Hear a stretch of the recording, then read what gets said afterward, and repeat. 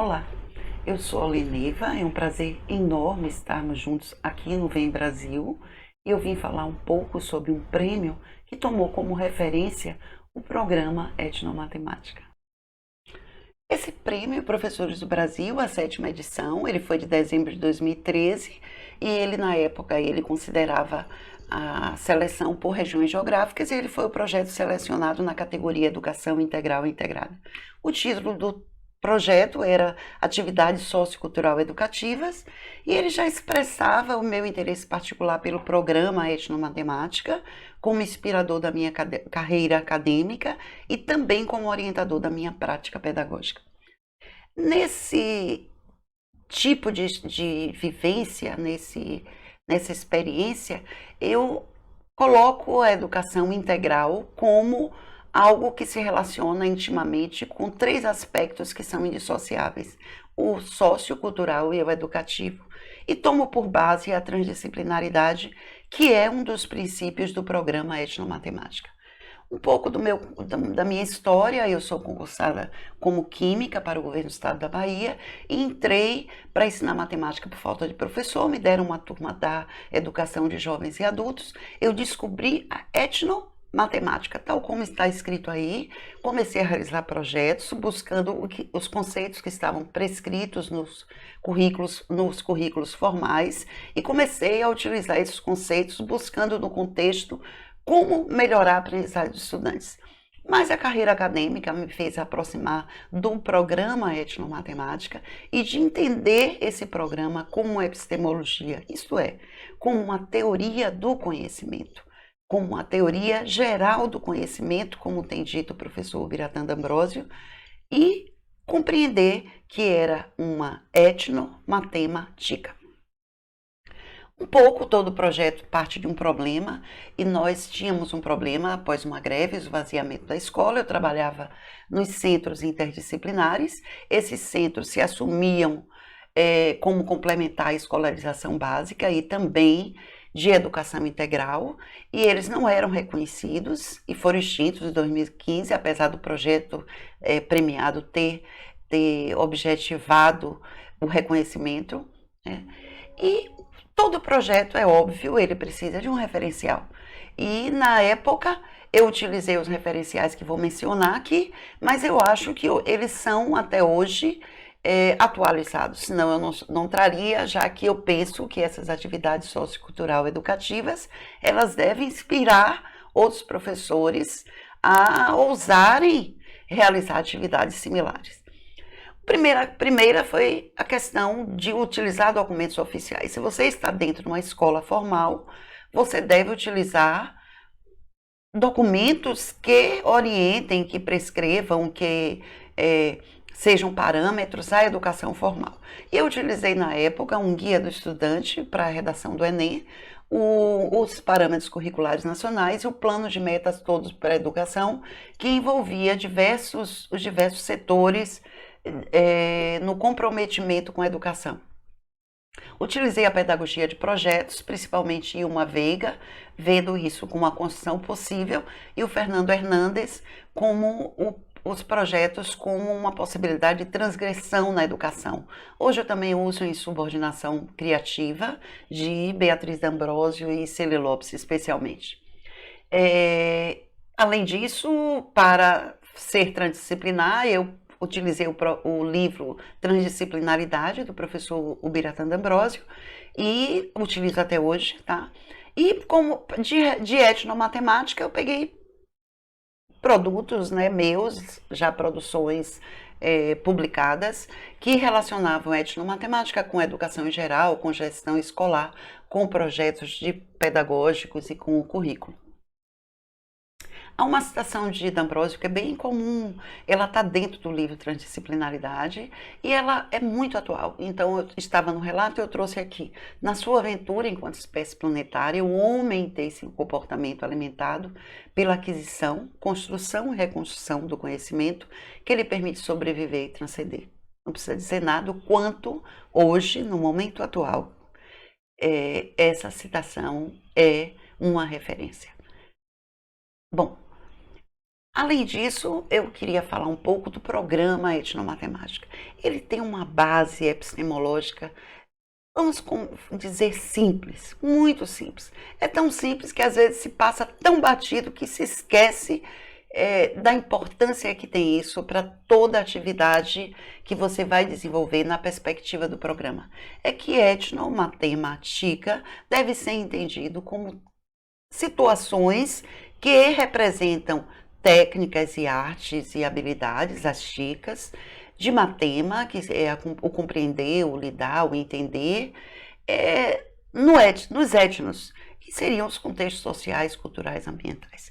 Isso eu tenho chamado do beabá do programa etnomatemático. O Biratã tem repetido, está em muitas produções, está nas minhas produções, e desculpem, eu vou repetir essa informação em todas as apresentações, em todos os trabalhos que eu vá submeter. Esse currículo eu chamo como currículo vivencial, porque ele tem um perfil vivencial e ele toma a realidade como uma base da dinâmica e da diversidade sociocultural, e não o inverso. Eu encontro dentro no currículo formal o que eu quero e vou buscar na realidade. É o contrário que ele funciona. Então eu encontro questões culturais, políticas, ecológicas, justiça, de ética, científicas, estéticas, etc. Costumava chamar esse currículo de currículo coreografia, porque era um currículo que ele entrava no ritmo da realidade e na dinâmica da realidade. Alguns dos projetos das vivências pertinentes ao projeto premiado foram os Winsor Out, do Museu de Arte Moderna da Bahia, que era um projeto que tinha duas ações, a ida do museu à escola e depois a ida da escola ao museu. O nome Winsor Out é um nome de um projeto do museu e não nosso. Bahia de Todos os Santos, a Baía da Bahia, nós ficávamos num prédio à beira da Baía de Todos os Santos, e pouco conhecimento se tem desse espaço geográfico, de mercado de trabalho, de esporte náutico, de turismo, tão intenso. Então foi convidado o professor Dr. Everaldo Queiroz, biólogo, e que respondeu a muitas questões e muitas curiosidades dos estudantes. Uma outra vivência foi aí da Câmara Municipal de Salvador, foi uma promoção de uma parceria com a professora mestra Cláudia Correia. Os estudantes tiveram a oportunidade de visitar memorial, centro de cultura, de falar um pouco sobre vereador, no espaço de plenária, etc.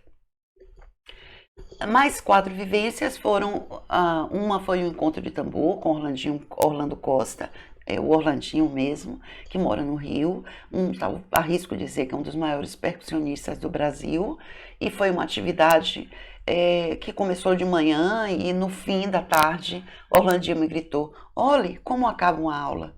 Essa é uma atividade que foi muito importante. O Laboratório de Ensino de Matemática e Estatística da UFBA, que foi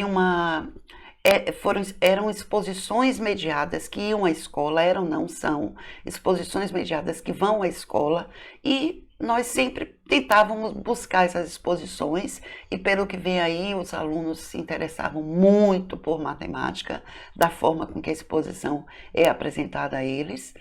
O outro foi um convite ao professor Dr. Silvio Humberto, e ele fez uma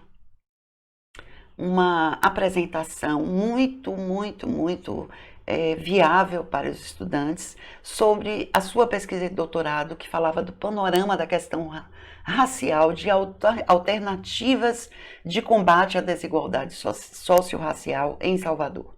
E a última vivência foi com o professor mestre Rui Lima, e ele falou do mundo do petróleo, não só do petróleo enquanto a sua condição química e geográfica, mas também enquanto oportunidade no mercado de trabalho. O que é uma atividade sociocultural educativa? De um modo geral, ela tem que ter caráter transdisciplinar. O que é ter caráter transdisciplinar? Não vale nota. Para mim é isso, não vale nota. Professora, se eu for, você me dá um ponto que está faltando? Não. O professor tal vai levar a gente valendo um ponto. Não, ele não vai, tá? Ela não vale nota. Se o professor depois quiser aproveitar o conhecimento que foi desenvolvido, construído dentro de uma atividade para as suas aulas, tudo bem, mas elas não valem nota, elas são transdisciplinar, elas vão além de quaisquer disciplinas e elas não podem valer nota. Elas devem ser interessantes, especialmente, é claro, do interesse discente. Elas devem contemplar abordagens e linguagens diversas, como vimos atrás, e são relativas a temáticas e estudos contemporâneos, haja vista a referência num documento de redação para o Enem.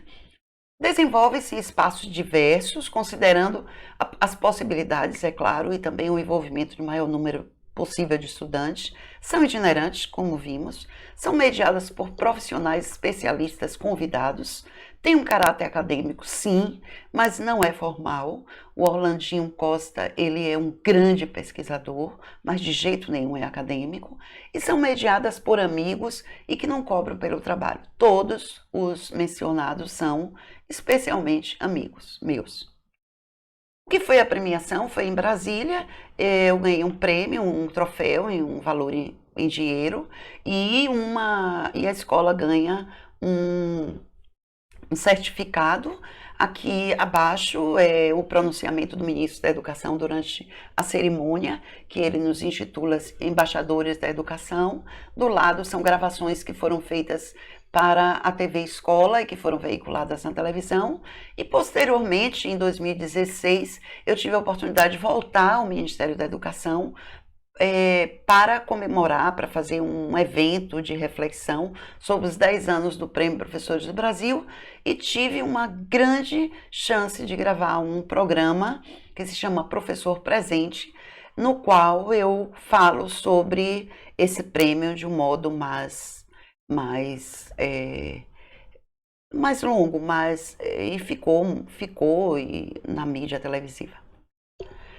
Bom, onde é que eu encontro espaço para uma atividade socioeducativa? Na matemática, no Jovem Aprendiz, em uma parceria com a AMATRA, Associação de Magistrados do Trabalho daqui da quinta região, fazendo parcerias como o projeto Trabalho, Justiça e Cidadania, tá? Fazendo parcerias também com a AMATRA. A AMATRA levou os estudantes para assistirem à audiência trabalhista, levando os estudantes a teatro, uma parceria com o SESC Senac Pelourinho,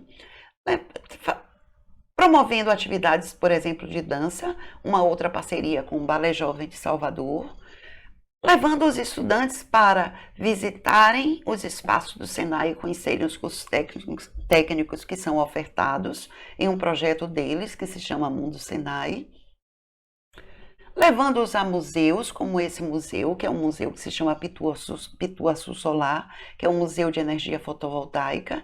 E no centro eu deixei falar por último, que foi uma oportunidade que nós tivemos com o Senai, com a coordenação de uma pessoa muito querida.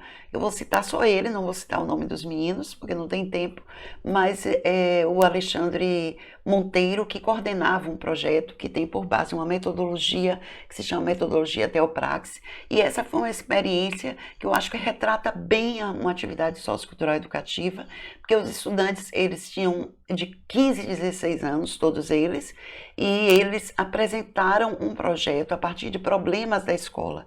Quase nós fomos impedidos de ir à frente, apresentar isso aí. Mas todos juntos achamos que a noite perdida na organização dessa apresentação não valia a pena voltar atrás. Fomos insubordinados, sim, e eles me emocionam até hoje, e acho que eles também guardam na memória esse momento que foi muito relevante, até porque desses 7 que estão aí na frente apresentando, 4 deles entraram na universidade pública. Bom, como garantir o êxito de uma atividade sociocultural educativa? Primeiro é promover o envolvimento emocional dos participantes. Não falo só dos estudantes, falo da gestão, da coordenação, dos outros professores, que tem que dar espaço para que os seus estudantes vão às atividades e participem das atividades. Também dos mediadores que são convidados, também das instituições dos mediadores, tá? E o mediador deve aceitar o convite e espontaneamente deve doar seu nome, sua imagem e seu conhecimento em cima de uma causa que ele acredita e que todos os envolvidos sabem que é importante e que serão beneficiados com a sua democratização, reflexão e discussão. Meu e-mail está aí e a todos, muito obrigada.